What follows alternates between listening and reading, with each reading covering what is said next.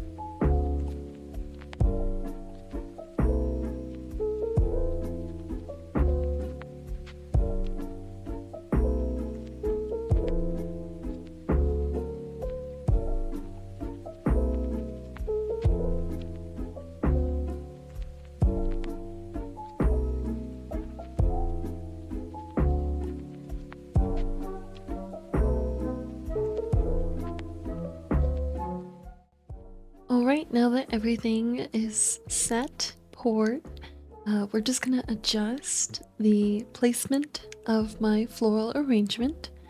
I can't tell you how satisfied I was with this specific mold and design pattern that I had come up with.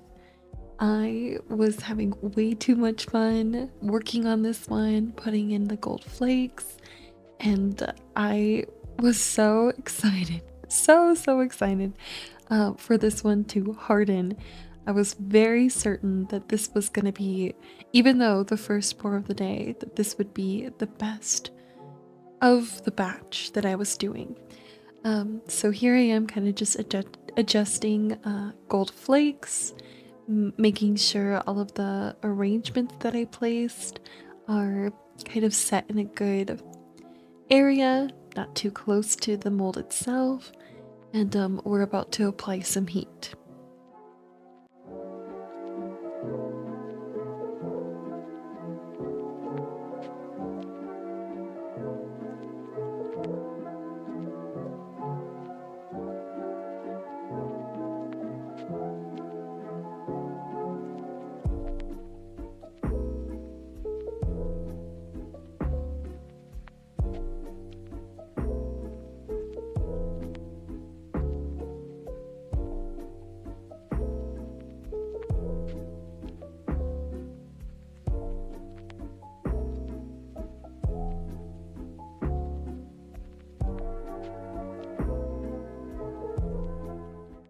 So after doing some research online, I decided that we would get a stronger heat appliant.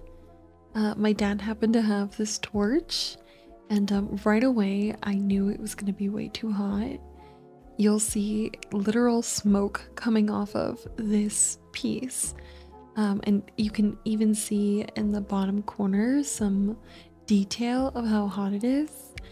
That did not stop my dad from wanting to continue to put some heat on it, and I kind of just went with that and trusting the process, you know?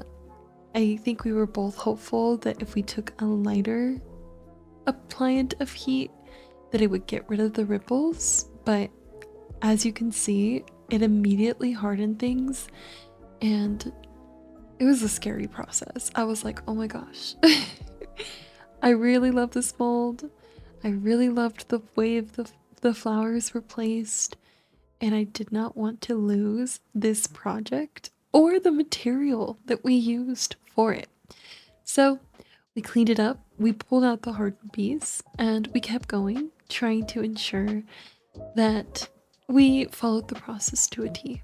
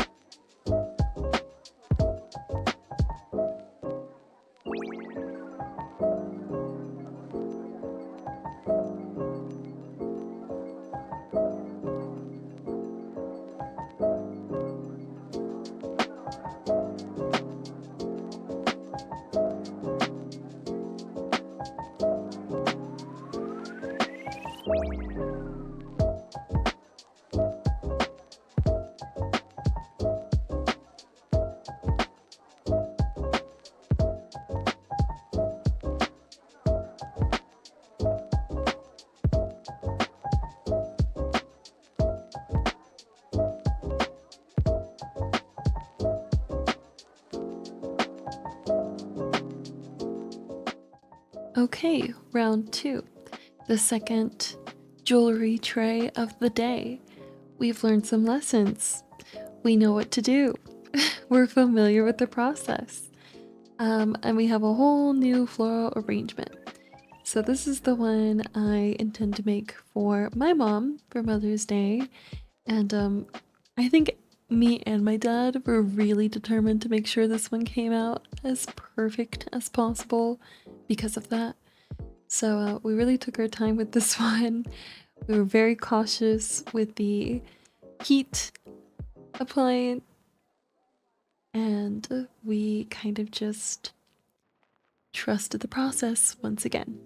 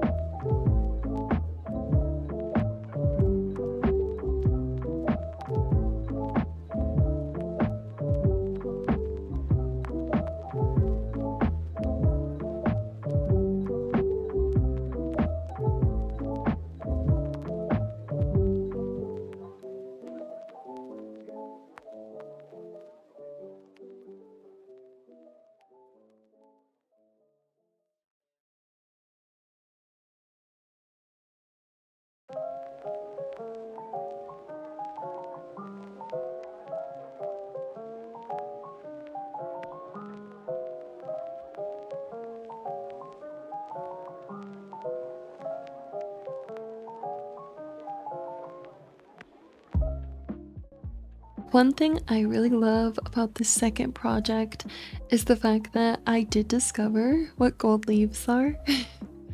I think that they add such a magical touch. I feel like I'm sprinkling pixie dust, and I'm really excited to apply this to every single resin creation I make. Like, everything needs pixie dust on it going forward. One thing I'd like to say about it though is that it's really sticky. Like, I don't know why. I think it's because it's like a foil type of texture. It likes to stick to everything, and it's really hard to mince to make it very teeny tiny and perfect, like a little fairy dropped it. So it was fun to play with. It was a unique experience, and I feel like over time I'll learn more and more on how to work with it.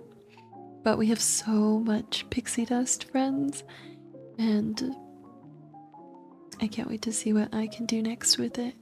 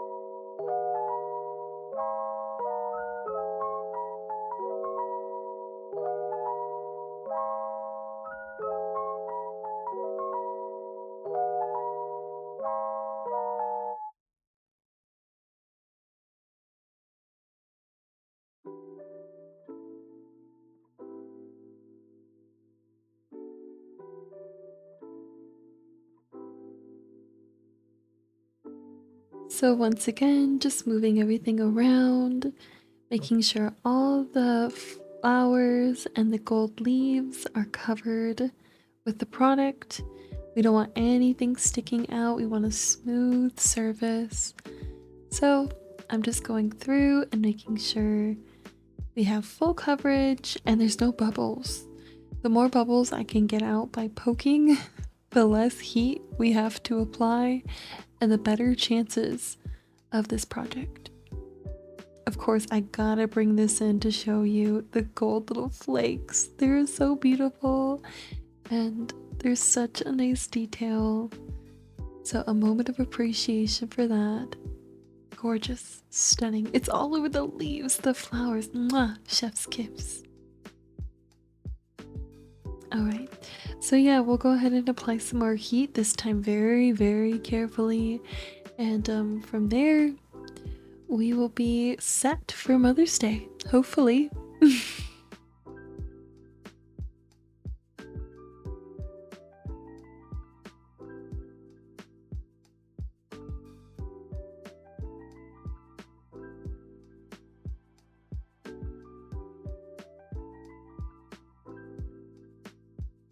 So it's a new day, and we're ready to see the results of our molds. We'll start with the more promising one and see how this one turned out. Automatically, it looks a lot smoother than the other one that subsequently got burned. So I have a lot more faith and confidence in this piece in specific. I am just carefully trying to pull this out, and it's already looking so beautiful. I'm so satisfied with how everything looks inside. All those gold little shimmers. They even ended up getting on the side of the mold. It just looks very well balanced, clean, and I feel like the gold flakes really help with any unnecessary or extra imperfections like bubbles. Overall, I'm really excited for this one to go to my mom and to surprise her for Mother's Day this year. Alright, I think it's time we go on to the next one, of course. Right off the bat, I definitely noticed that the texture is a lot different. You can see all those ripples. It feels a lot different. So we're going to try to take it off the mold, and it definitely feels slightly more difficult. Of course, you have to take your time and go gentle, but as we get to the other side, it gets a little difficult. And unfortunately, this mold did get stuck to the pieces that were burned. It's definitely not coming out of the mold because of how much heat was applied. It's fully melted together. So we're gonna go ahead and take this off to the side and see if my dad can get it off. But at the end of the day, I don't feel like this mold here is going to be giftable. Maybe I can get it cleaned up, that way I can keep it for myself. But there's so many little ripples, and yeah, it just wasn't subpar like the other one. So things happen. You know, this is only my second time using the resin, so there's a lot of trial and error that goes into this. I feel really proud and excited that I was able to get this far in my resin journey so quickly. And I already know that as I continue to learn and grow, my creations will only get better. So what we'll do next is, of course, I don't want to be empty-handed on Mother's Day for my grandma.